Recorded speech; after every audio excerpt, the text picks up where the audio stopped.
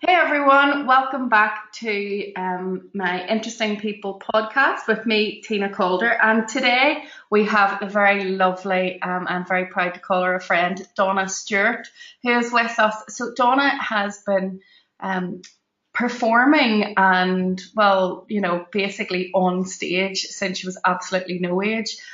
So, she's no stranger to getting in front of the audiences. But one of the things that we did some content around recently was the fact that Donna returned to the stage after a bit of a break, and of course she's best known across Northern Ireland as the best and leading tribute to the Queen of Country, Dolly Parton. So hello Donna, thank you for joining us. Hello, Tina. How are you? All right, and so tell us, how long have you been performing as, I suppose, Dolly Parton and another variety of tribute acts? I started with the Dolly Parton Act in 2011. At It was November in 2011, and I know that because it was my friend's birthday. And her son has special needs, and he wanted me to do a wee act, and I did. I had my Glee tribute to Rocky Horror, and I did Dolly, and I got a booking that night. I'm not surprised. I mean, you're no stranger to the stage. Tell us a little bit about some of those productions that you did back in the day, or some of the other performance that you did. 'Cause you have been doing quite a bit over the years. Yeah, I keep thinking that I haven't done enough, and then look back and realize I've done ridiculous amounts. Um, I started off myself just going to doing the likes of Annie and just wee shows in the Lyric Theatre and Peter Pan and wee bits and pieces like that. But then as I got older, I decided that it would be a good idea for me to put on some stuff myself. So got a wee company together and I put on Annie itself with people that I'm still working with today who are now adults, which is really sad. They're all grown up. And so I did Annie, I did Oliver, I did all those sorts of wee shows in the group theatre before it was knocked down. And I did that along with Emmanuel McStravick, who did the choreography. And then we went on to do things like High School Musical, which was a massive big thing back in about 2007. It was huge.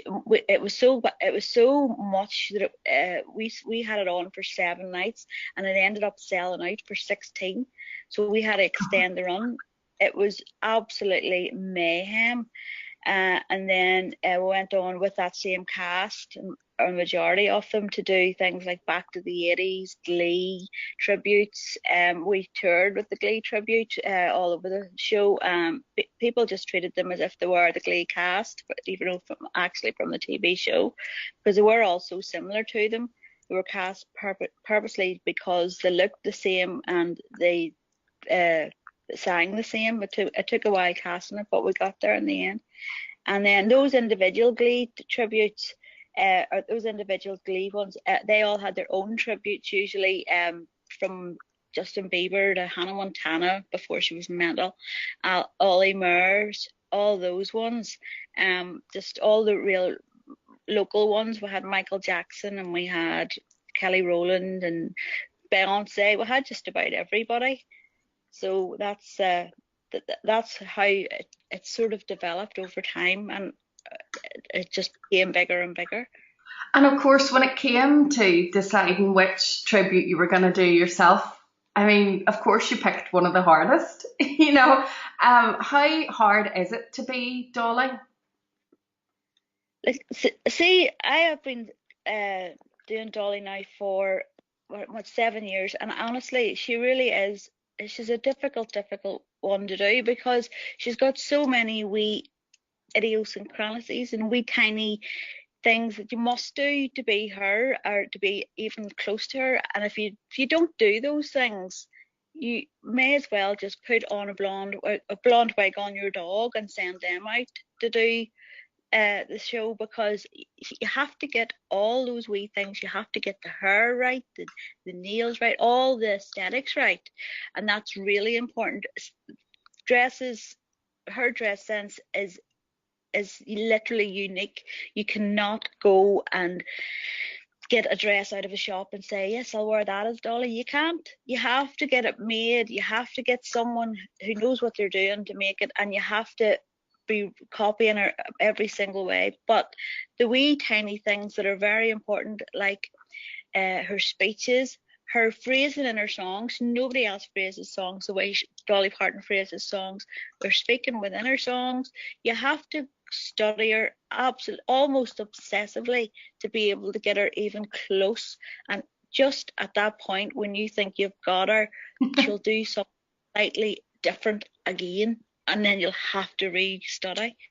And of course, So yeah, it makes it all the harder that your show it is music from Dolly from the 80s right up until her I mean, I saw a video of you recently singing one of her latest songs. So I mean, it must be very hard to keep up with her, given that she's still producing and she's still relevant. It really is. I mean, she did Glastonbury recently. I mean, she was 72. Do you know? The woman is absolutely outstanding in every way. The song that I sang that you saw there was a song called Try, and it's basically, it says what it says on the tin. It's telling you to, if you fail at something, just to keep trying and find other ways and find other wee sort of alleyways into to being achieving what it is that you need to achieve. And one of her other songs says, shine, design, refine until your dreams come true. And that's one thing she's really is about. You know, she's sort of about don't give up. And that particular song, Try, is such a good song. In every way, it's the quality of it is unbelievable. The writing's unbelievable, and even her phrasing in it is just it's just unbelievable. It's just so quality. But the message that woman sends across to everybody is one that nobody can ever say is negative. And that's one thing. That's one of the reasons why she's lasted so long, as well as her huge amount of talent and get up and go. Would it be fair to say that you're a bit of a Dolly super fan? I would say, you see, I like to pretend I'm not, but if you really look at it, I think I probably am. I wouldn't be impressed by any other human being on this earth if they were to walk into my living room. I would admire them, and I would think they were fantastic.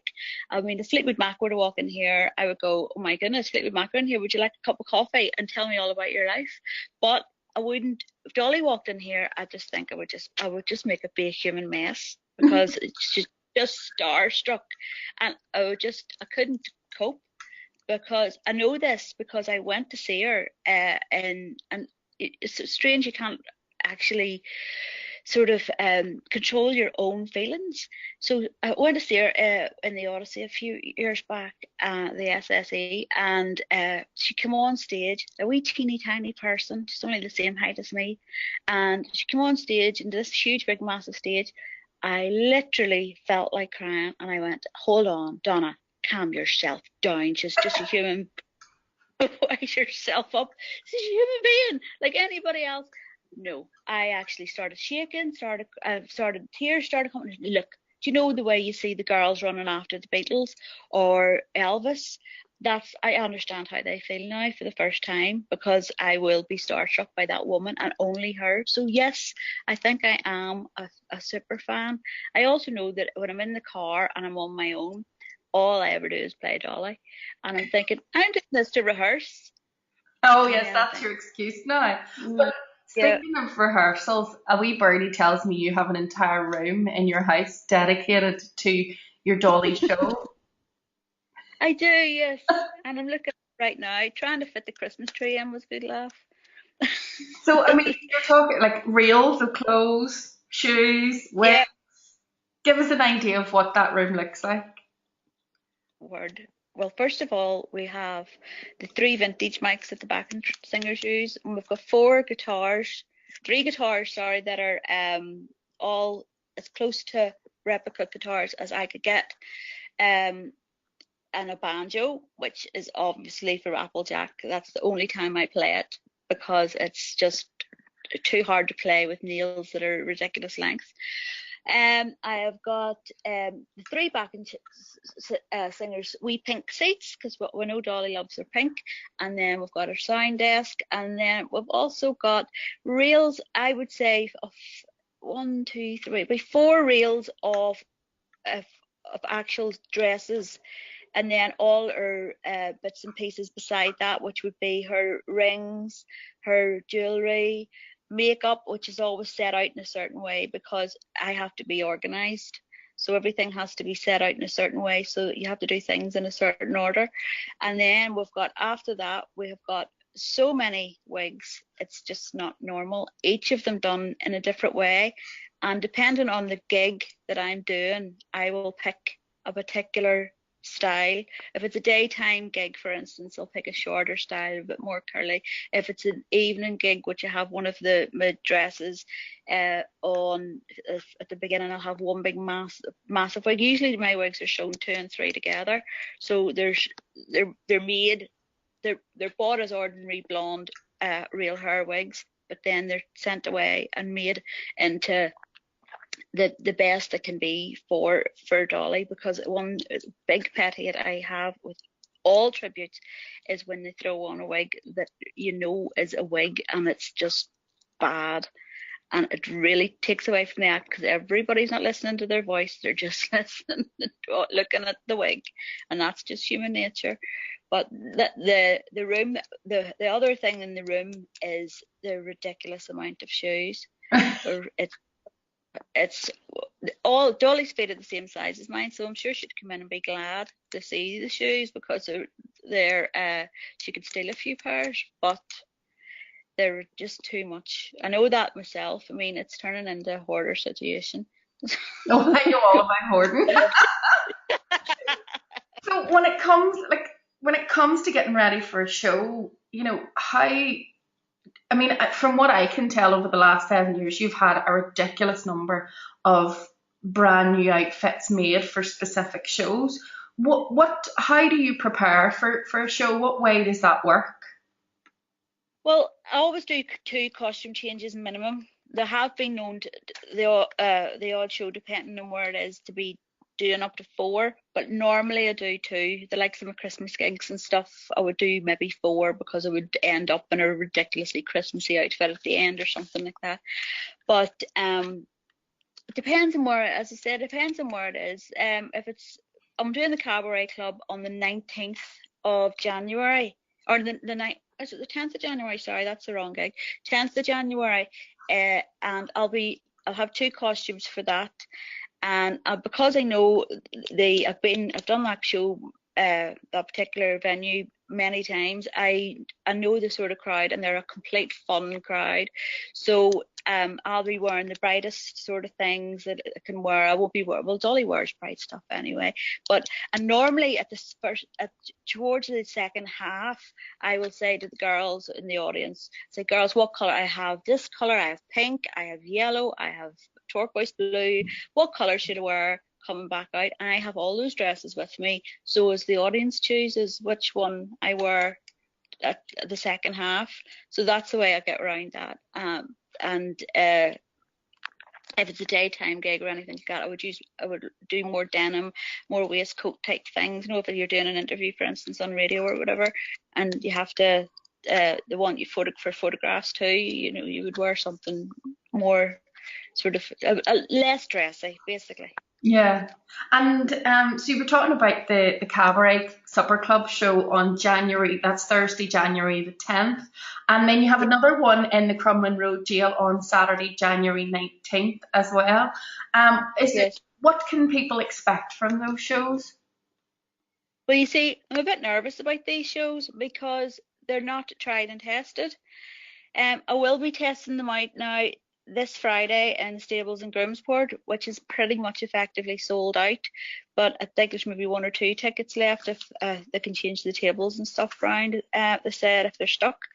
But those shows, I'm testing it out. The first part of the show is Neil Diamond coming on, a Neil Diamond tribute, who's new to the scene as well. So he's coming out just to do 15 minutes at the beginning, and then there will be one of my backing singers, which is Anne Dolly Parton, because we, as you know, we call our backing singers Dolly